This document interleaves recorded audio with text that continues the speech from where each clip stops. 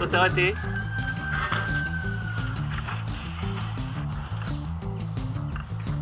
En marche arrière.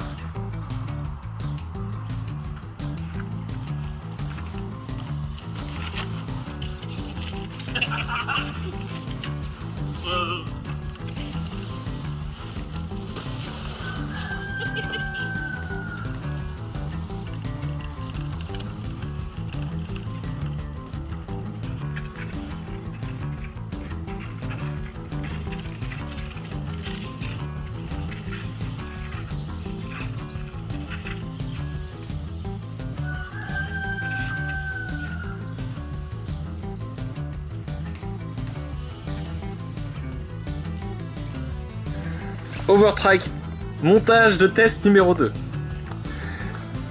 Le test de ce matin ayant mis de la flotte partout, j'avais eu des problèmes tout ça, et puis j'arrivais pas bien à activer mon petit cacheur de capteur optique, vous voyez.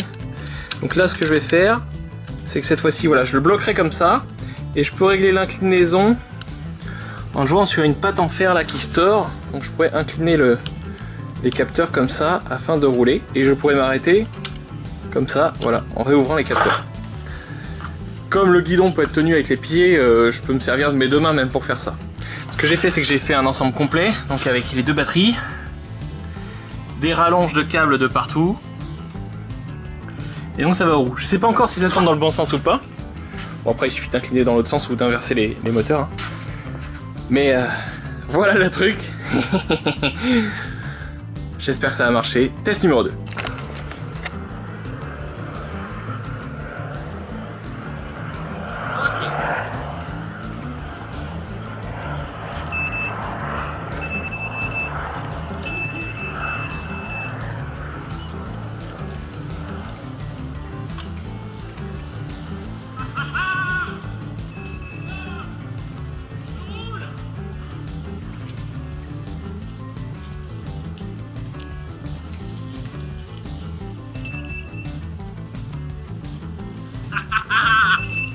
Bon, faut que j'aille le ressort là.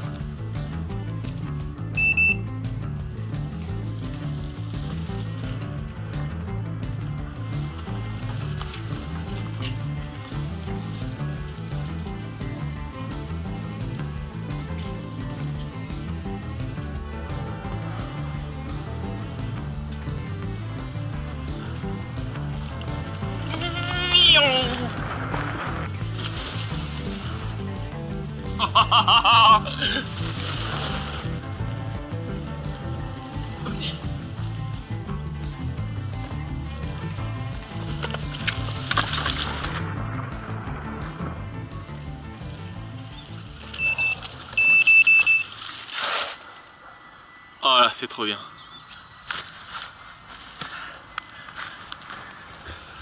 Ah, c'est trop bien. Alors, les sensations de rouler sur un véhicule qu'on a soi-même fabriqué, ça se raconte pas. C'est un truc vraiment, c'est un truc vraiment génial. Et là, quand j'ai un peu galéré à brancher toute l'électronique, mais que ça marche, c'est un vrai plaisir. Alors, c'est pas du tout le montage définitif, hein, on est d'accord. C'est juste pour m'amuser et voir comment tient la batterie et quelle puissance ça a. Honnêtement, ça a autant de pêche que l'engin quand il est réglé en mode très soft, donc c'est vraiment bien, sachant que là il y a une batterie 36 volts toute petite, hein, 4 ampères, et que l'engin il a une batterie 44 volts 8 ampères, donc, et puis en lipo, donc avec beaucoup plus de patates que ça, et avec une carte mère revue. Les transistors sont un peu chauds, mais rien de méchant. Franchement, c'est juste trop cool quoi, le plaisir est vraiment là. La tenue de route sur goudron, elle est impressionnante. C'est hyper réactif, c'est vraiment génial. Sur l'herbe, ça glisse un peu, mais c'est cool. Bon, par contre, le frein avant est vraiment insuffisant quand on compare la puissance des moteurs, donc c'est un peu dangereux pour l'instant. C'est un peu en mode sans frein, mais bon, c'est vraiment cool.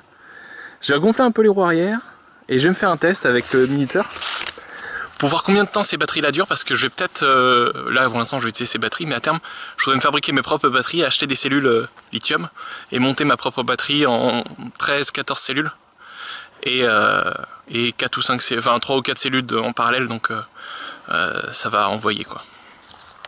Faut voir, après le but c'est pas spécifiquement l'autonomie là, c'est plus le délire dans le jardin.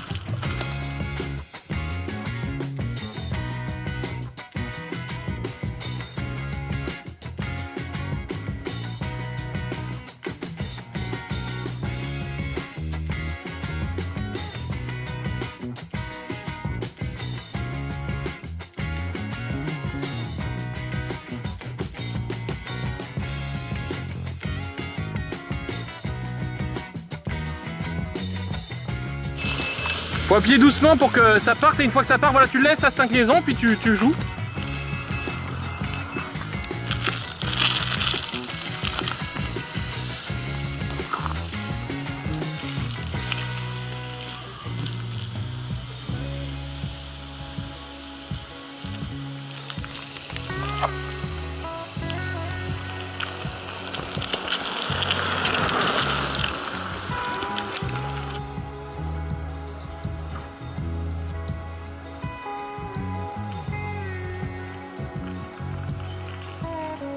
Forcément quand on monte ça change l'inclinaison des capteurs. Du coup c'est plus dur de monter.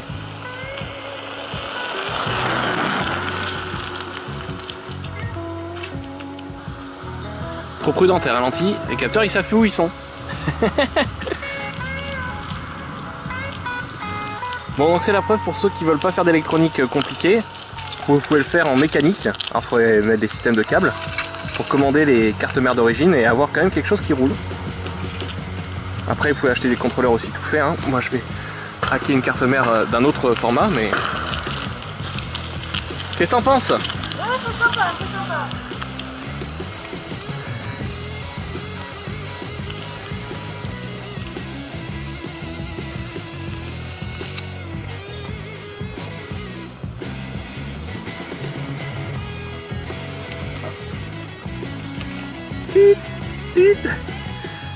On va faire ça dans le programme, la marche arrière, qui fait bip.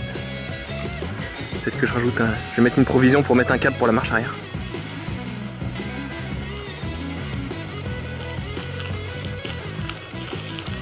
Oui, mais moi je suis vachement plus prudent.